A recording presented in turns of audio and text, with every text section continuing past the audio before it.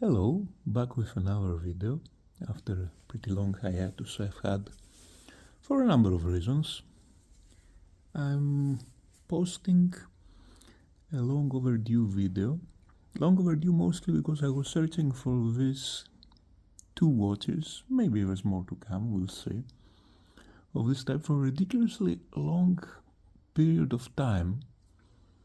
I have had my eyes set on those Kinetics for some time now, but I somehow never got a chance to find them in a decent enough shape to snap them up, and I recently did.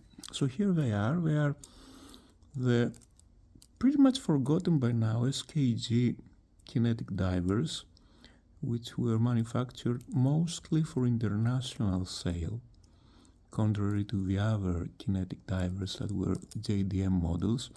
Those kinetic divers were first introduced back in early 90s, I believe it was 1994, with the 5M23 movement. This is the first iteration, the first generation, with the 5M23-6B50, that's the full code. There were three models back then. This is the Pepsi model with a very darkish blue dial. You can see it under just the right angle under the sun. And this, of course, is the two-tone model. Pretty rare to have a two-tone Seiko diver, especially nowadays. I'm unaware of any new model with a two-tone bracelet.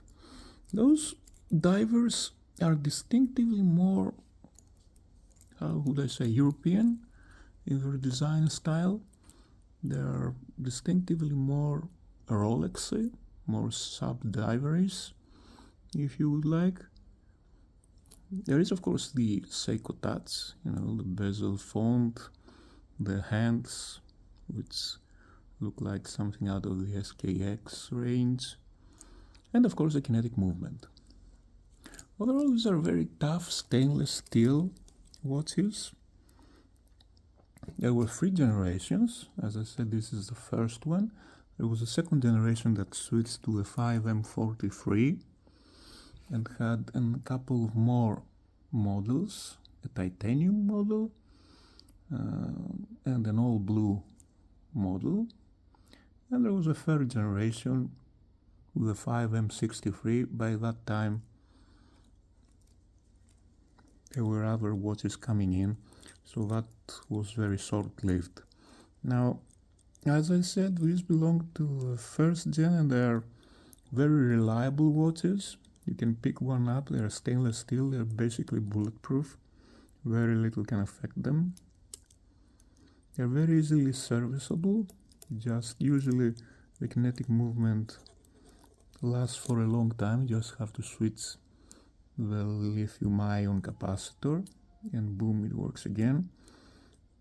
They're pretty accurate.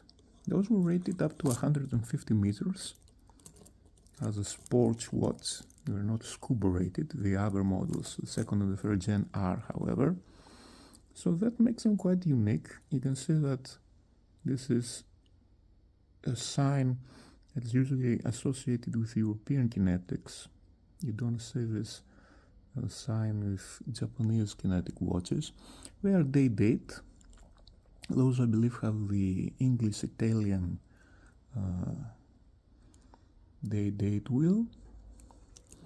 The bezel clicks very well. A bit hard to turn, but quite quality build. Now, there are 120 clicks, unidirectional, rotating bezels. Overall, they're very nice watches. They are thin, not too heavy for stainless steel. They're all polished, the sides. The bezels have a very nice font, in my humble opinion anyway. The hands are well made.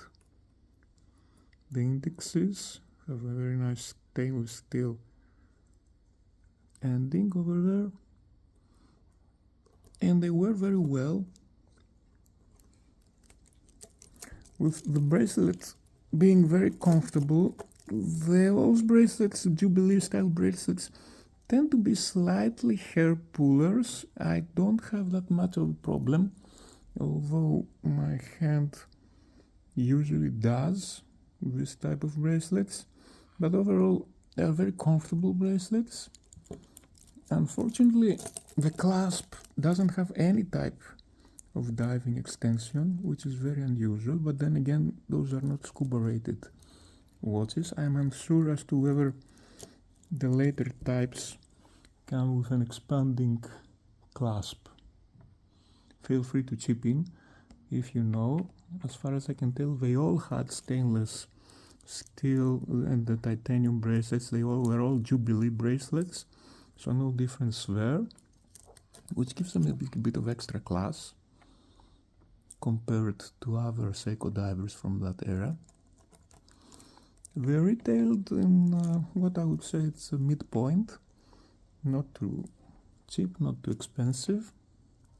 Obviously the first gen was proportionally a little bit more expensive since back in the 90s the kinetic movement was very heavily advertised by Seiko as the future that never came to be materialized, of course, as we all know.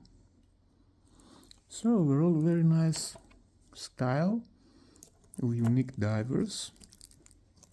There was a Quasimodo article that detailed quite a lot on those watches. Unfortunately, it's gone now, but I will post the link so that you can find it in the Internet Wayback Machine and have any more details if you would like to.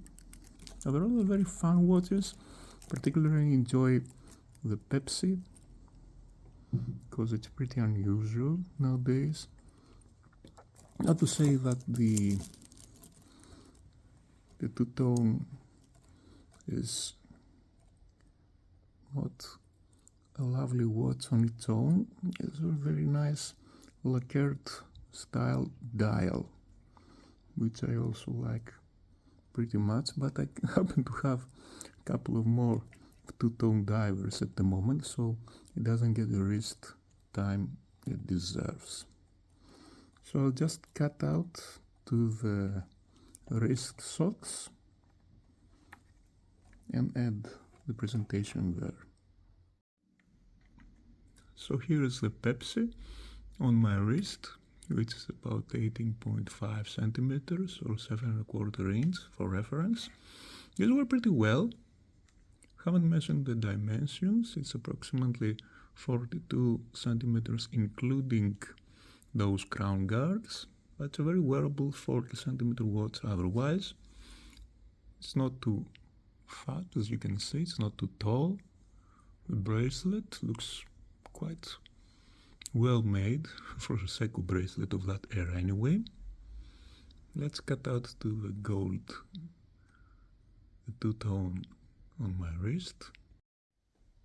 And there we have the two-tone. Very nice watch on its own right, very lovely black enamel sort of dial, which contrasts very well with the gold accents on the indexes and hands. And the bracelet really comes to life with this color combination. Right, so thanks for watching. Hope to be back soon with another video.